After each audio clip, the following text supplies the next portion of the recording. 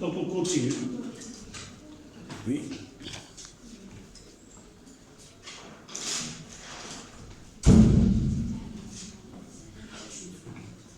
Donc, revenons à la question précédente. Toujours, dans la réponse, si la question concerne l'aspect, comment montrer une lumière qui est une onde, on doit parler de phénomène de la diffraction. Donc, la question 2, rappeler, c'est θ est égal à lambda 0 sur A. Donc, vous devez connaître cette relation qui lie θ, lambda 0 et A. Trouvez l'expression de L en fonction de D, lambda 0 et A. On doit faire un petit schéma.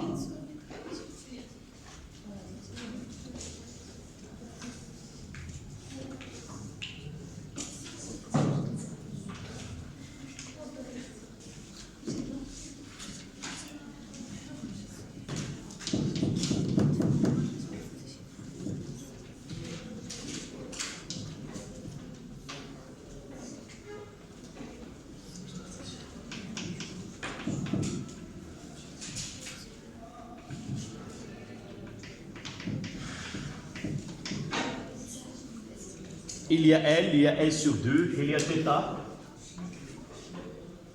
et D.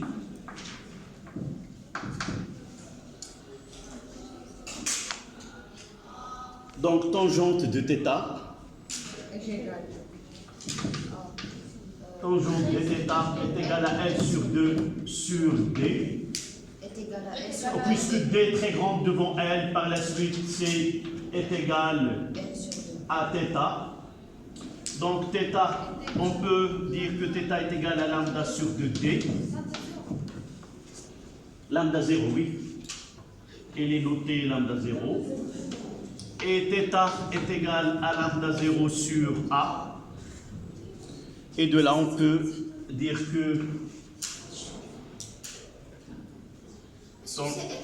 L, oui, tangente, c'est L sur 2, oui. Oui, c'est L sur 2. Là, c'est L. C'est le côté opposé, c'est L sur 2 sur D. Et de là, on tire que L sur 2D est égal à lambda 0 sur A. Avant d'écrire la dernière, ces données, trouvez L en fonction. Donc, ça sera L 2D fois lambda 0 sur A. Voilà. L'expression demandée. On supposera que θ est les petits données, que tangente θ est égale sensible oméga à θ, c'est-à-dire on prendra θ. Voilà. On utilise, oui.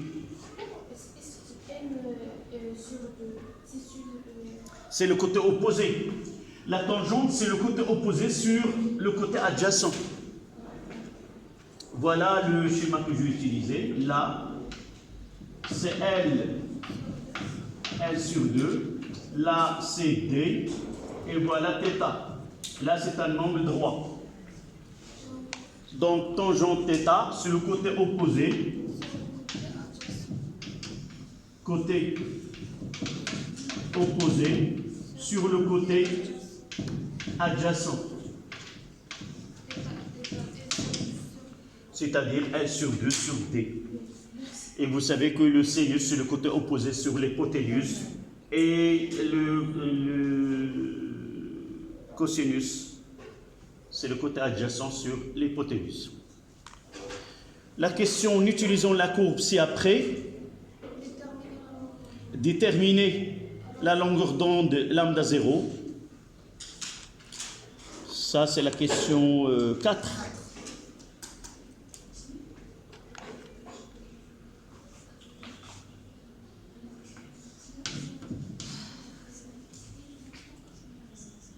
Là, c'est la question 3. Donc, qu'est-ce qu'on va écrire? On va commencer par, d'après la figure, il n'a pas été d'après la courbe.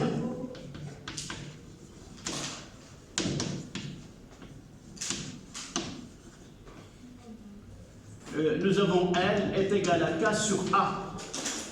K, c'est une constante de proportionnalité. Donc ce K, on va essayer de lire, si vous avez devant vous des valeurs qui sont bien déterminées. Vous voyez que pour 40 mm moins 1 et 70. D'accord? Donc K, on mettra 40.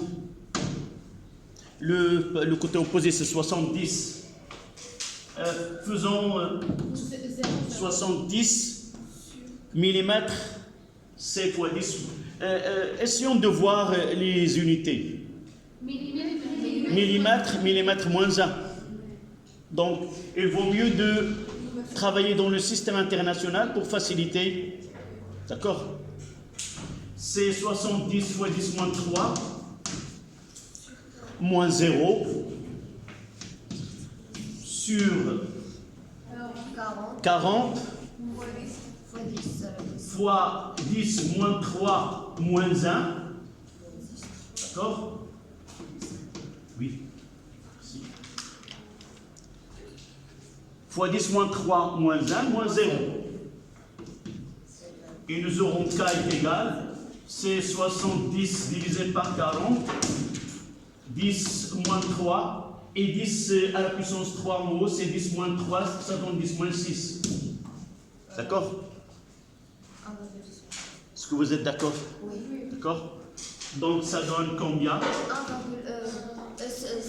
70 sur 40? 1,75.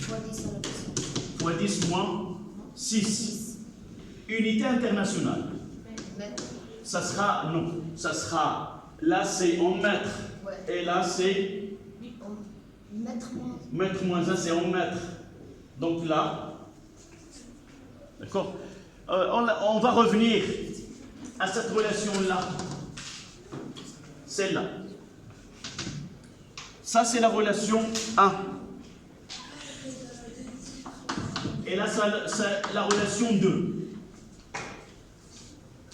Qu'est-ce qu'on demande d'abord? C'est la longueur d'onde lambda 0, oui. Oui, pour la pente, c'est 2 points. 2 points. D'accord? Si tu vois, tu as devant toi le graphe, nous avons choisi ce point 70 parce que la droite passe vraiment par ce point. Si tu essaies de voir d'autres points de cette droite, c'est 0.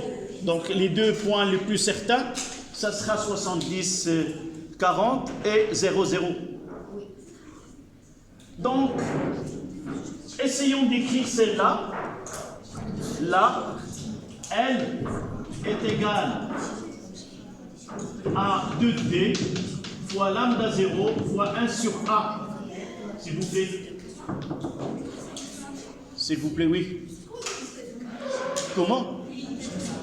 C'est le mètre carré. Là, c'est le mètre. Et là, le mètre moins 1, ça donne... tu vois de là. K, c'est L fois A. Ça n'a pas d'importance. L'essentiel, c'est quoi? J'ai travaillé dans le système international. Et par la suite, lorsque je remplace K, je suis sûr que l'unité que je veux prendre pour L ou pour lambda, ça sera le système international. D'accord? En réalité, ce cas, ce n'est pas une finalité dans la question. Ils n'ont pas demandé calculer A, K. D'accord? C'est lambda. Donc, revoyons la relation 1 et la relation 2. Mademoiselle, essaie de prendre ton cahier d'exercice et d'écrire la correction. De 1 et de 2. 1 et 2. Qu'est-ce qu'on tire de là? K est égal à 2D fois lambda 0. D'accord? K est égal à 2D fois lambda 0.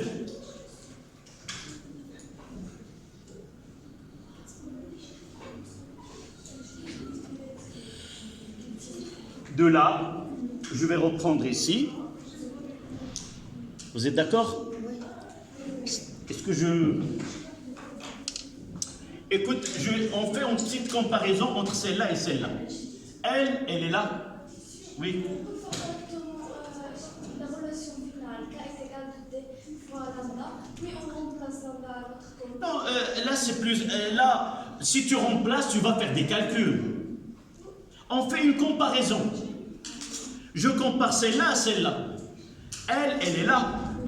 1 sur A, elle est là. Donc le reste de D fois lambda 0, c'est K. Là, c'est plus, à mon avis, c'est plus simple. Mais si tu n'as pas cette idée-là, tu remplaces et tu vas trouver après calcul. La simple comparaison. Oui. Si j'ai pas bien compris la question 4, dans le deuxième but, L est égal à K sur A. Oui. Et K est égal Donc, à N fois A. oui, je peux écrire là que L est égal à une constante K fois 1 sur A. S'il vous plaît, mademoiselle, tu vas quitter la salle. C'est déjà, tu es arrivé en retard. Et tu n'as pas apporté un billet d'entrée. Donc, tu es sur le point d'aller chercher ce billet d'entrée. D'accord? Essaie de suivre. Je reviens là. Là, c'est une courbe. La représentation en fonction de L en fonction de 1 sur A. Donc L, et je mettrai 1 sur A. Quelle est la relation mathématique entre les deux, d'après la courbe? C'est une droite. Et ça sera une constante fois, là j'ai Y. Si j'ai une courbe là, je mettrai ici. Là c'est Y, et là c'est X. Et j'ai une droite. Généralement, mademoiselle, c'est toi que tu as posé la question. Tous les deux. Généralement, en mathématiques, on écrira Y est égal à AX. Cette courbe, c'est une droite. Donc, son équation, Y est égal à AX. Dans ce cas-là, on ne peut pas utiliser A. On utilise une autre constante. Parce que A, c'est déjà utilisé comme dimension de l'ouverture. Donc, puisque là j'ai N et là j'ai 1 sur A, donc la relation mathématique entre les deux, il y a une constante, celle-là, est égale à une constante fois celle-là. C'est-à-dire, j'ai ici N et j'ai ici 1 sur A. Donc, L est égal à une constante fois 1 sur A.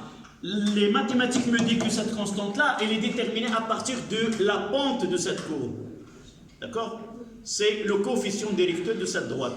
Et pour déterminer le coefficient directeur d'une droite, on utilise deux points qui appartiennent à la droite. Ceux que nous avons choisis, ce sont les points les plus sûrs. Celle de 70 avec 40 mm moins 1 et le 0. Évidemment, le point le plus sûr, c'est 0, 0. Et on cherche un autre point, autre que le 0, 0. C'était dans ce cas-là, le point 70, 40. Sinon, j'essaie de tracer un triangle rectangle et à partir de l'échelle, je vais lire combien de centimètres et le convertir en millimètres pour L, et l'autre, on fait le côté opposé sur le côté adjacent. D'accord? Est-ce que tu écris?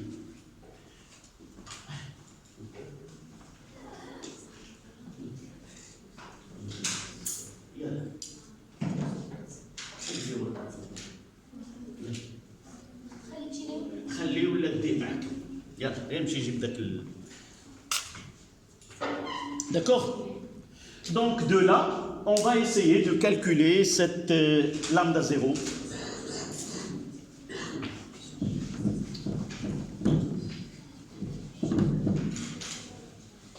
Donc, application numérique.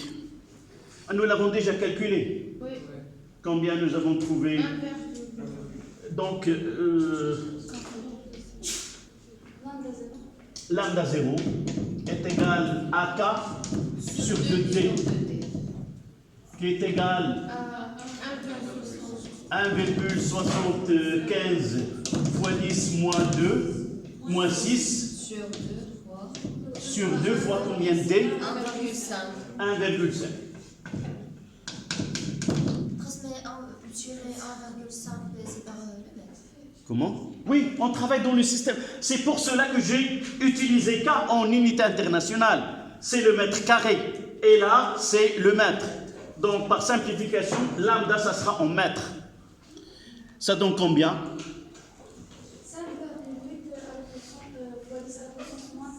5, lambda 0.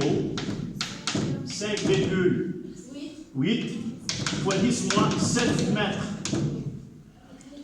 Essayez de l'écrire généralement en 10 moins 6, lambda 0. C'est 0,58 10 moins 6 mètres. Pourquoi? Pour la comparaison. Vous devez connaître que les ondes visibles pour l'œil humain entre 0,4 et 0,8. Donc il vaut mieux de l'écrire en fonction de 10 moins 6. Je vais l'écrire. On sait que le spectre visible pour l'œil humain, on sait que le spectre visible pour l'œil humain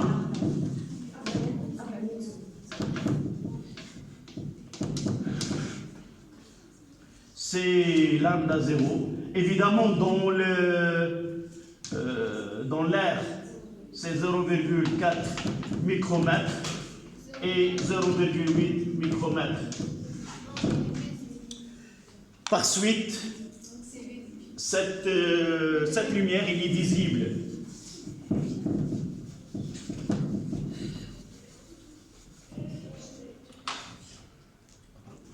Donc, oui. On peut mettre lambda 0 entre 400 et 800. On peut dire mettre. Lambda 0 Oui. entre 400 et 800. Là, oui. Soit essayer de prendre une règle unique. Tu as le choix, soit de mettre entre 0,4 et 0,8 micromètres, ou vous mettez 400 et 800 nanomètres. D'accord? Mais jamais utiliser les deux pour ne pas se confondre. Donc on peut mettre ici 400 nanomètres et 800 nanomètres. Donc cette lumière est visible.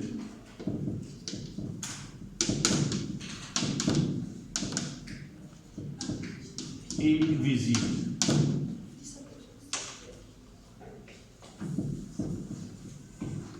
Donc cette lumière est visible, évidemment, pour l'œil humain.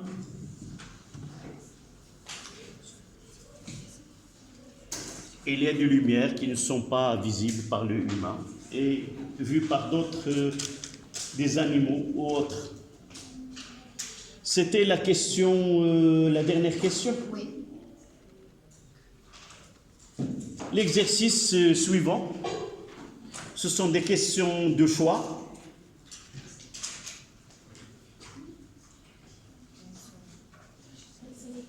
Donc, je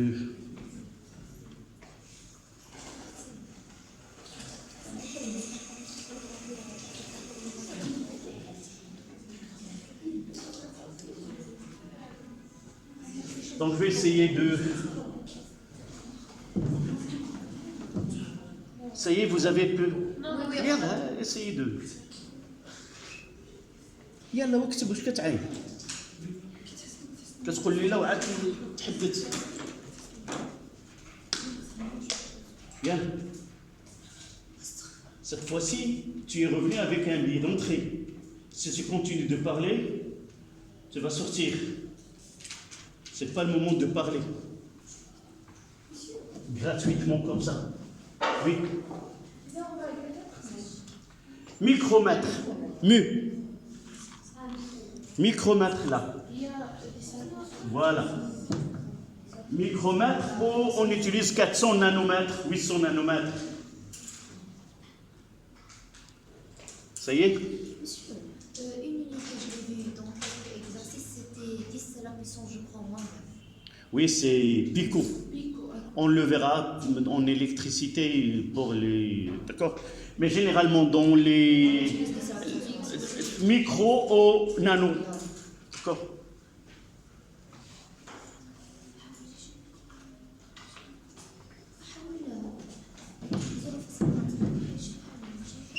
Ce que je viens de dire là, c'est que vous choisissez comment connaître le spectre visible et vous gardez cette information avec une unité bien précise.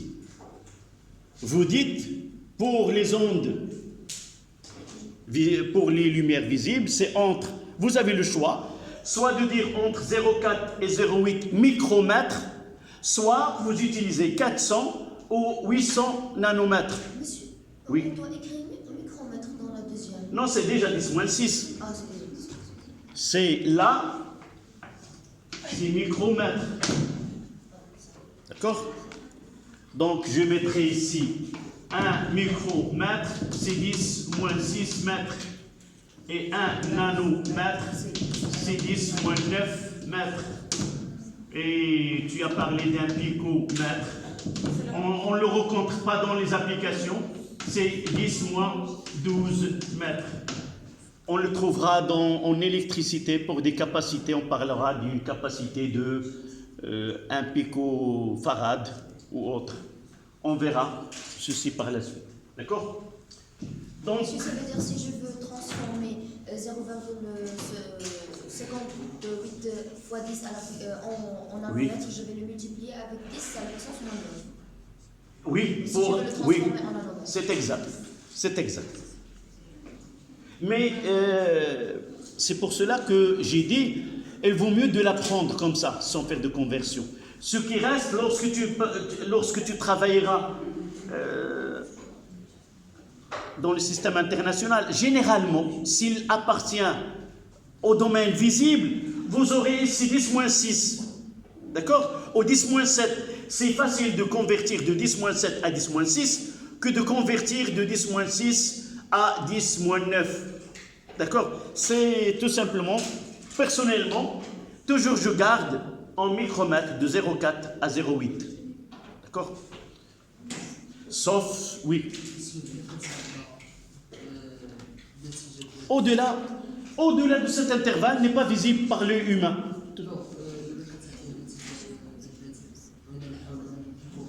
Oui. On l'oublie pour... On parle de micro et de nano. Oui. Écoute, là, je peux, 1 mètre est égal, c'est 10 à la puissance plus 6 micromètres. Si j'apprends ces relations-là, je peux faire l'inverse. 1 mètre, c'est 10 à la puissance plus micromètre. Et 1 mètre est égal à 10 à la puissance 9 nanomètres. Donc là, si j'utilise ces relations, j'ai ici 0,58 10 à la puissance moins 6 mètres. Comment je dois convertir en nanomètres? Je garde la valeur 0,58 10 à la puissance moins 6 et 1 mètre c'est combien? C'est 10 à la puissance 9 fois 10 à la puissance 9 nanomètres. Ça donne combien? C'est 780 nanomètres. D'accord? Donc, j'apprends la relation entre le micro, le nano, en fonction de mètres.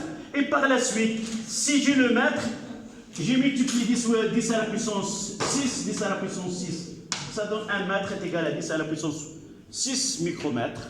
Et 1 mètre est égal à 10 à la puissance plus 9. Et je remplace ce mètre-là par l'unité. D'accord? Voilà comment passer de mètre au nanomètre, ou de mètre au micromètre. Donc l'exercice suivant.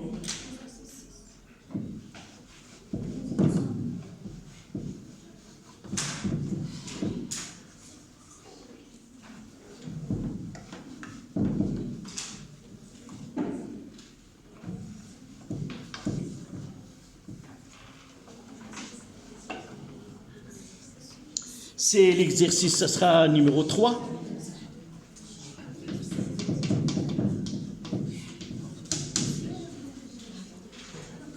S'il vous plaît. Pour déterminer la célérité d'une onde ultrasonore de fréquence n dans deux milieux différents, on utilise un dispositif constitué d'un émetteur E et d'un récepteur R, fixés aux extrémités d'un tube E et R, sont reliés à un oscilloscope. Les données, la distance entre l'émetteur et le récepteur, c'est grand D, 1 mètre, la fréquence de l'onde sonore ou ultrasonore, 40 kHz. Premièrement, l'onde ultrasonore est-elle une onde longitudinale ou transversale? Longitudinale. J'ai dit dans le cours, vous devez connaître 3 types d'ondes. L'onde ce que nous avons étudié, qui se produit sur une corde, à la surface de l'eau et dans l'air, et par la suite la lumière. Donc une corde, c'est toujours une onde qui est transversale. Dans le ressort, on peut avoir les deux en même temps, transversale et longitudinale. L'eau, d'accord. Et l'air, le son dans un milieu, ce sont des ondes longitudinales. Il vaut mieux de justifier, c'est quoi? Par une petite phrase, parce que c'est une compression et dilatation du milieu dans le sens de déplacement, de propagation. D'accord? Donc, premièrement, 1.1, l'onde ultrasonore est une onde longitudinale. L'onde ultrasonore est une onde longitudinale.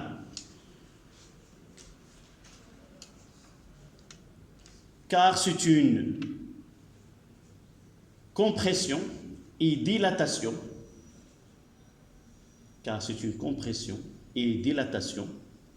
Du constituant du milieu de propagation et dilatation,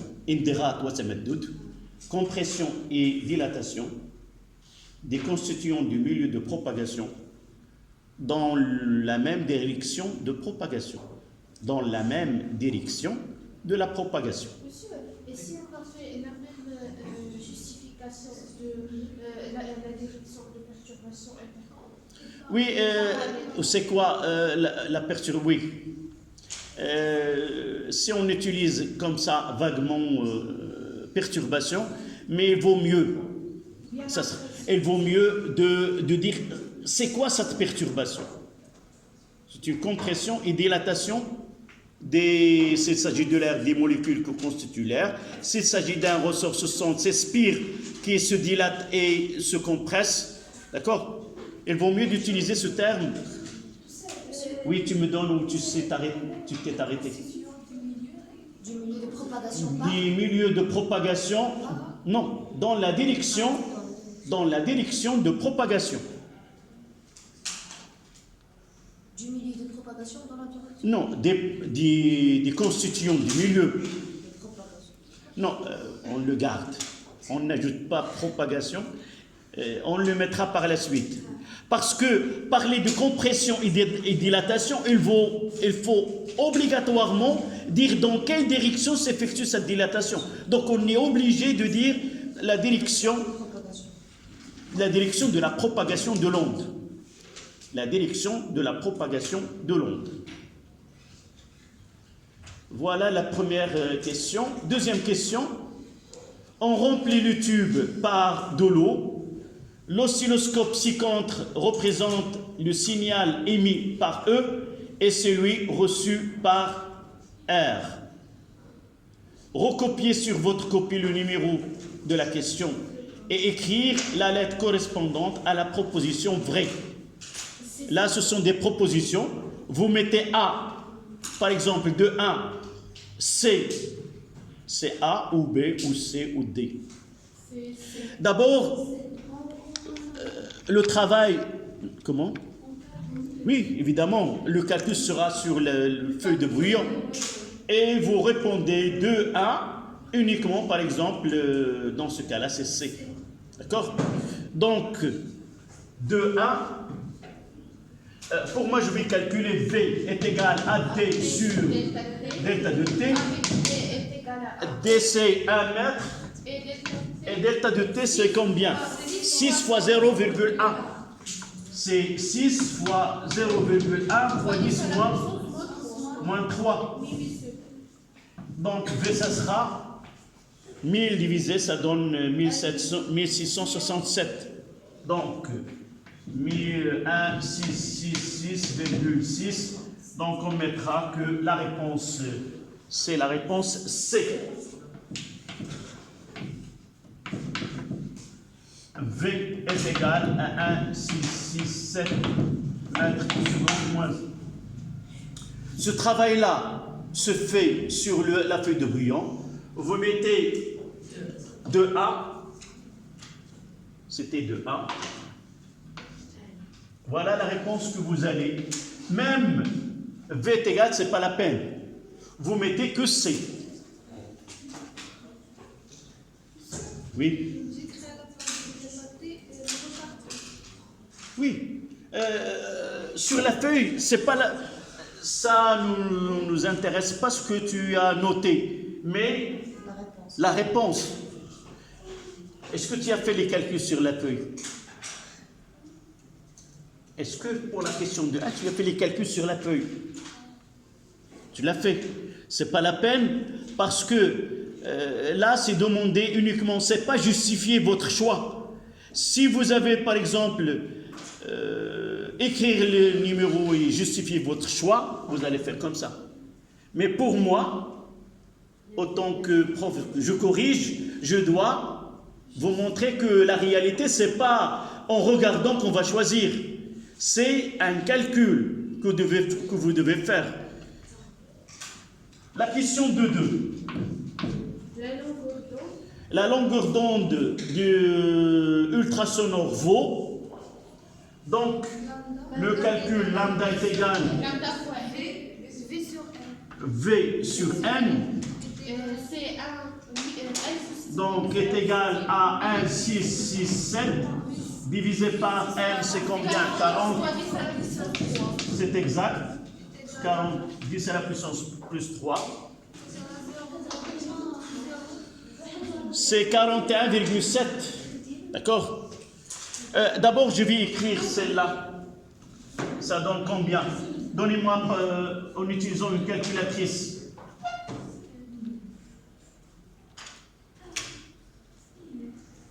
En millimètres. Non, donnez ce qui donne la calculatrice. 0,04. 1,6. 1, voilà, on va mettre ici comme ça. C'est en mètres.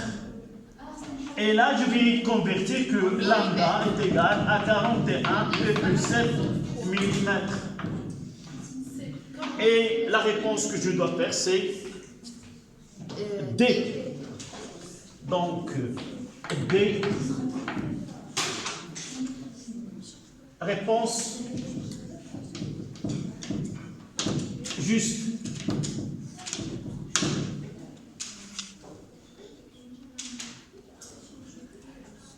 D'accord? Oui. La question 3. On remplace l'eau par un autre liquide. On constate que le décalage horaire ou le retard... Moselle? Y a-t-il... Oui, généralement, vous pouvez trouver non pas 7.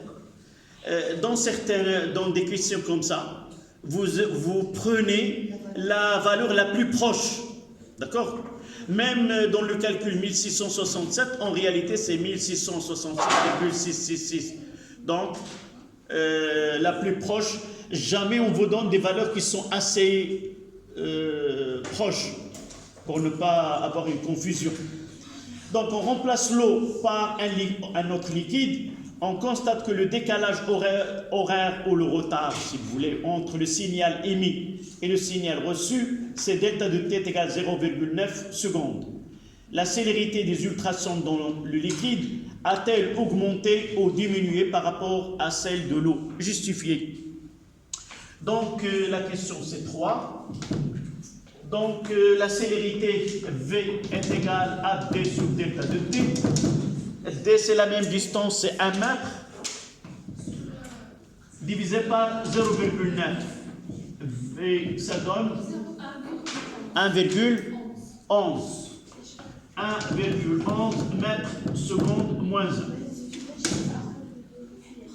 On va la noter dans le liquide, là. Dans ce liquide. Combien? Oui, j'ai mis 0,9. Mais le calcul, c'est, vous l'avez fait à partir de 0,9. D'accord? 1,11. D'accord?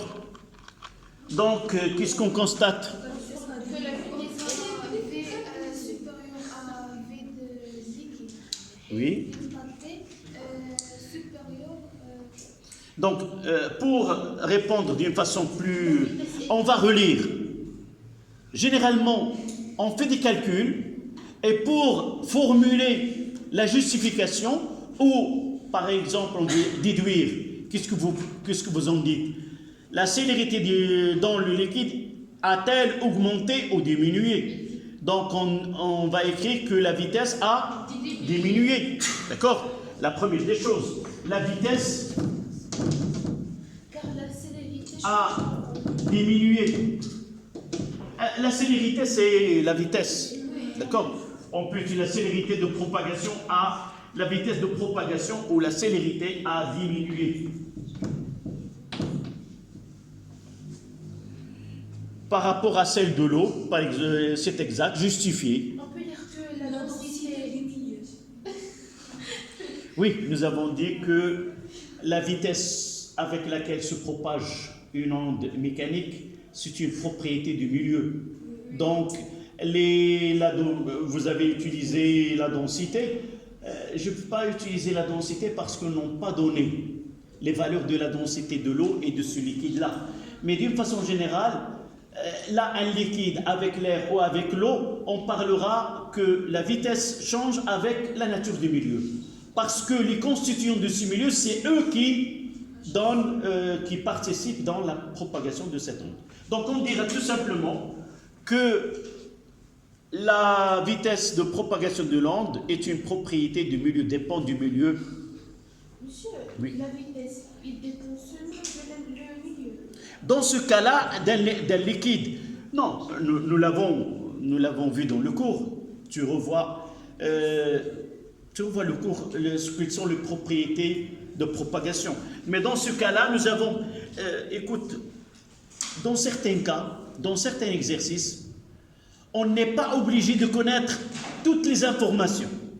Parfois, on vous donne des expériences, on peut vous donner une question que vous n'avez jamais entendue et vous n'avez jamais utilisée ou trouvée dans un exercice. Ce qui est plus important, c'est quoi?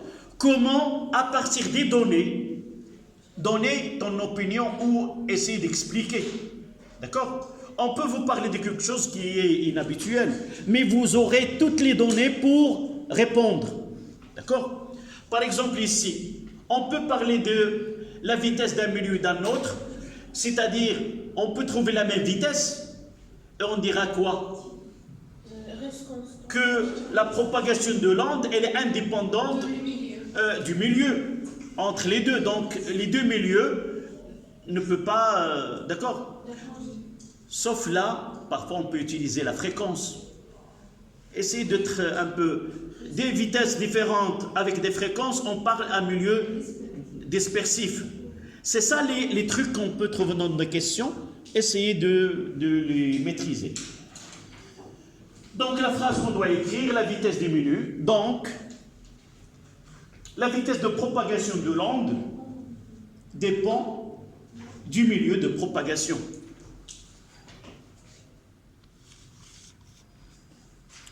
Mais nous avons vu un exemple. On utilise des ondes différentes qui sont le son et dans l'air, dans des fréquences qui sont faibles, de faibles fréquences, l'air est incapable de décerner, si vous voulez, de différencier des sons, des fréquences différentes. Par contre, l'eau, nous avons vu que l'eau est un milieu dispersif avec deux ondes de fréquences différentes. On aura des vitesses différentes et par la suite, l'eau est un milieu dispersif. D'accord? Voilà, c'était la dernière question de la physique. On passe à la chimie. Mais dans la chimie, vous aurez une partie comme celle-là, une partie où il y a des couples ox sur L que vous devez équilibrer. 3 points sur ces couples et 4 points sur un exercice semblable à celui qu'on traitera ici. D'accord? Voilà ce qui concerne la chimie.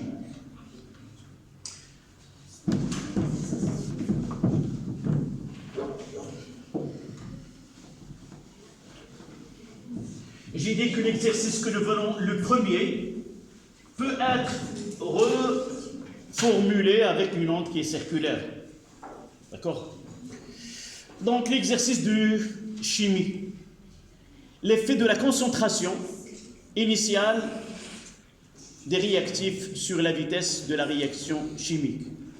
On réalise successivement les 3 mélanges ci-dessous. Pour chacun des 3 mélanges, l'eau oxygénée introduite à l'instant T est égale à 0. Dans les 3 mélanges, l'acide sulfurique est en excès. On vous a donné un tableau. Il y a le mélange A. On utilise 10 ml de l'acide sulfurique de 0,1 mol par litre, 18 ml de solution d'iodure 0,1 mol par litre, 2 ml de eau oxygénée de 0,1 mol par litre et de l'eau distillée. On n'a pas ajouté de l'eau distillée dans ce mélange-là. Vous avez devant vous les 3 mélanges A, B et C. Le document ci-contre, on vous donne la représentation de la concentration de I2 en millimoles par litre pour les 3 mélanges, mais au lieu de parler de mélange A, B et C et D, on vous donne la courbe 1, la courbe 2 et la courbe 3. D'accord? Donc, étude de l'état initial. 1,1. C'est premièrement 1,1. Écrire l'équation de la réaction étudiée, on donne I2 sur I-, voici les données, I2 sur I- et H2O2 sur H2O.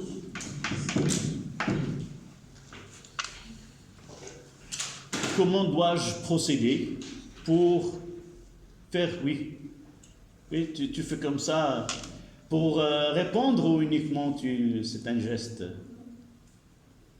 Pour répondre? Oui, d'accord. Parce que tu n'as pas levé ta main entièrement, tu fais comme ça. Est-ce que tu vas revenir à l'état initial ou aller à l'état final? D'accord. J'attends ta réponse. Oui, d'abord, généralement, les données de couple ne donnent pas les réactifs et les produits. Donc on va revenir à quoi? À l'introduction de l'exercice. Oui, l'introduction, oui.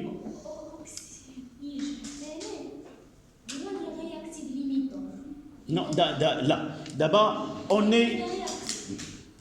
on va revenir, on réalise un mélange. Si on veut le mélange A, l'acide sulfurique, solution iodure et l'eau oxygénée. Donc, dans le tableau, les réactifs sont les ions iodures et l'eau oxygénée. Voilà. Si je reviens à l'introduction, qu'est-ce qu'on fait? On mélange tel ou tel.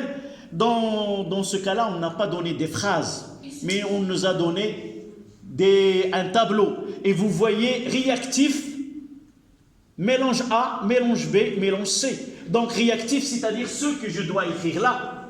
Et ce que je dois écrire là, c'est ion iodure et oxygène. Là et là. Il suffit seulement de savoir. Et l'autre, oui, l'autre, ça sera de l'autre côté, I2. Et là, ça sera H2O. D'accord? Donc faites attention, c'est pas avec les équations j'écris celui-là et celui-là. Non, il faut revenir aux données et connaître quels sont les réactifs. Là, c'est donné ouvertement, réactif, voilà. Mais dans certains cas, on vous dit, on mélange une solution iodure de potassium avec de l'eau oxygénée. On va suivre tel. Oui. Oui, si tu veux. On va multiplier 2 fois I-. Élément, là, c'est 2, d'accord. On va ajouter 2 électrons de quel côté? dans les produits. Oui. Et on va multiplier dans les produits H2O par 2. Pourquoi dans ce cas-là, s'il vous plaît, pourquoi en réalité on équilibre l'oxygène par quoi? Par H2O. Je dois ajouter. Uniquement dans ce cas-là que je vais multiplier parce que c'est de l'eau. Mais dans certains cas, je n'ai pas le droit d'utiliser le coefficient 2. D'accord? Tu continues maintenant. On va ajouter 2H+. 2H plus de ce côté-là. Et 2 électrons dans... Là, ni excès ne manque. Là, il y a un manque de 2. Donc, je dois ajouter 2 électrons. Voilà. La question, c'était écrire l'équation de la réaction étudiée. Voilà. On fait comme ça. Et ça donne 2I- plus 2H plus H2O2 donne I2 plus 2H2O. Voilà. Voici l'équation d'oxydoréduction ou de la réaction étudiée. Oui. Notre exercice, lorsqu'on donne les réactifs et non des réactifs, Oui. parfois on ne connaît pas lequel des formules est le réactif. D'abord. Dans ce cas-là, oui, je Oui. l'ai connu. Oui. Parce que l'oxygène. Oui. Généralement, dans cet exercice, c'est noté réactif et même... mais généralement, la plupart des cas, s'il te plaît, mademoiselle, généralement, dans un exercice qui est bien travaillé, on dira, on réalise une réaction entre l'thiosulfate de sodium et on vous donne, entre parenthèses, on expresse la formule, avec la solution telle, et on vous donne, d'accord? Généralement, ce qu'on ne donne pas dans l'introduction, ce sont les réactifs, généralement. Et pour connaître les réactifs, on vous donne soit à la fin de l'exercice, soit au début, donner les couples mis en jeu sont, et à partir de là, tu dois connaître le conjugué de chaque espèce qui réagit. Mais je vais essayer de le faire. Lorsque je vous donne le réactif, je donne la solution, entre parenthèses, les cations et les ions qui forment cette solution. Vous n'êtes pas censé de connaître toutes les expressions, toutes les formules des solutions qu'on traite. D'accord?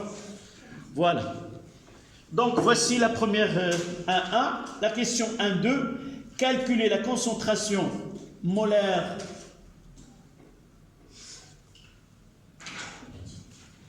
calculer voilà.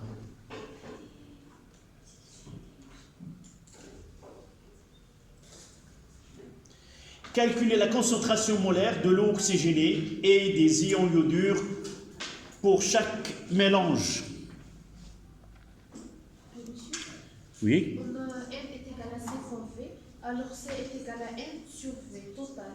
Voilà. Et N0, on va faire C fois V1. Donc, C'est exact. C'est pour le mélange, on va faire 0, 1, 2. Oui, l'application numérique, ce n'est pas un problème. Là, nous avons deux solutions. Chaque solution a sa concentration et sa volume initial. Mais on demande la concentration dans le mélange. Donc, généralement, la concentration initiale, c'est la quantité de matière initiale sur le volume total. Et généralement, là, c'est C0 fois V0 sur VA sur V0 plus V0 prime. On mélange deux. D'accord? Ça, c'est la quantité de la matière apportée par la solution S1 et ainsi de suite. Donc, on va essayer d'appliquer ceci d'une façon concrète dans notre... Donc, la concentration de I- initiale, c'est quoi? C'est la quantité de matière N0 de I- sur V total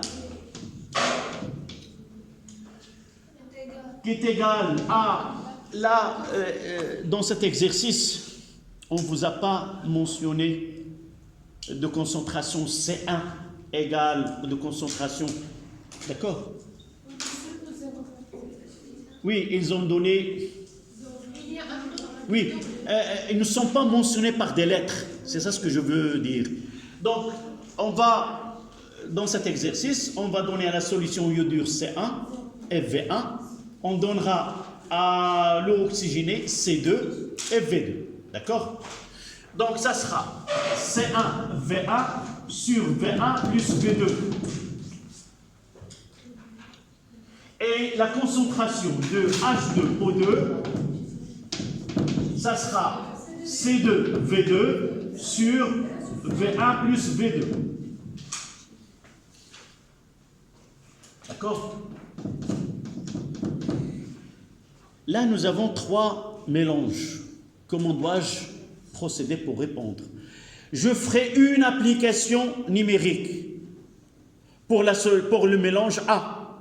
Et par la suite, je vais essayer de faire dans un tableau, faire le calcul sur ma feuille de brouillon et les mettre dans ce tableau-là. Je ne vais pas remplir toute la page, chaque fois je ferai, d'accord? Je mettrai application numérique, je mettrai mélange A. Vous êtes d'accord? Donc, je mettrai I0, I-0A est égal. C'est solution, c'est 0,1. D'accord? 0,1 fois combien? C'est 18 fois 18. Regardez que je garde le millilitre parce que aussi le V total, ça sera en millilitres. Et l'unité, ça sera en mol par litre. Sur 18 plus 2. D'accord? Le mélange A. Là, le mélange A. J'ai mis I0A. D'accord? Je lis la colonne du mélange A. Quelle est la concentration des ions iodures? 0,1. 0,1. D'accord? Voilà 0,1. Quel est le volume des solutions iodures? 18. Le mélange total, c'est 18 plus le volume de l'eau oxygénée. Combien dans la colonne de mélange A? 2. Voilà. On va ajouter le volume total de mélange. Oui, le mélange total, c'est 18 plus 2. Oui. Là, c'est dessus, d'accord. Plus 10. Et pour l'eau distillée, c'est 0. Voilà. Essayez de faire le calcul. Combien? 6 fois 10 moins 2. Je veux entendre plus qu'une réponse. Est-ce que 0,06 ou 6 fois 10 moins 2? Vous êtes d'accord? 6 fois 10 moins D'accord. Donc c'est ça ce que je veux. C'est 10 moins 2. 6 fois 10 moins 2. 0,06. D'accord. C'est 6 fois 10 moins 2 mol litre moins 1. Je mettrai H2O2 0A. Ça sera 2 fois 0,1 divisé par le même volume ici, 18 plus 2 plus 10 plus 0. Ça donne combien? 6,66 fois 10 à la puissance moins 3 mol litre moins 1. On notera 6 fois 6,7. On prendra 6,7 10 moins. D'accord? Qu'est-ce qu'on va faire? Oui. Non, non, celui-là sur la feuille de réponse. De la même, voilà ce qu'on fait. De la même façon. Qu'est-ce qu'on va faire? La concentration initiale de I-, la concentration initiale de H2O2, dans le mélange, la A, la B et la C. Et ceci, je vais l'écrire là. Donc là, c'est 6 fois 10 moins 2, 6,7 fois 10 moins 2. Et là, sans faire les calculs sur la feuille de réponse, vous allez remplir ce tableau. Oui.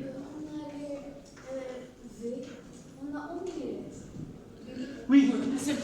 Ça en millilitres. Et ça en millilitres. Elle reste l'unité de C. Mol par litre. D'accord? C'est pas la peine de convertir. Voilà, on complétera la semaine prochaine, Inch'Allah. C'est la séance prochaine. Comment? Ce vendredi, d'accord.